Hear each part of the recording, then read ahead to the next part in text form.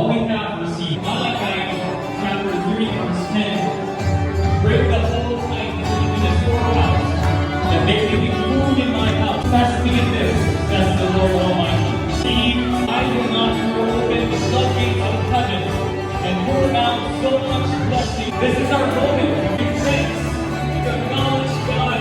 First focus and harvest.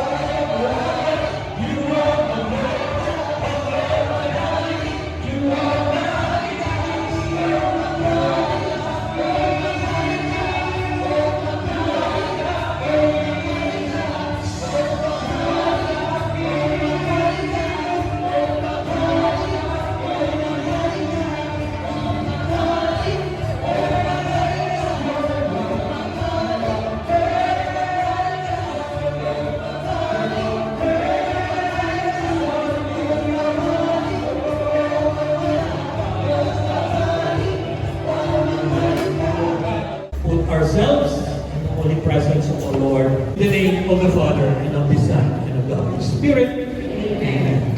Let us raise our hands to God.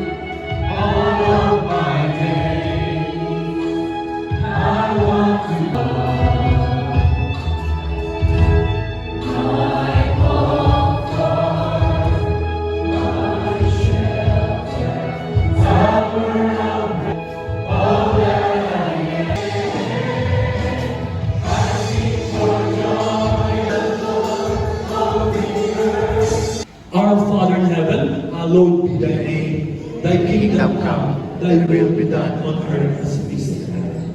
Give us this day our daily bread, and forgive us our sins, as we forgive those who sin against us. And lead us not into temptation, but deliver us from evil. For the kingdom, the power, and glory are yours, now and forever.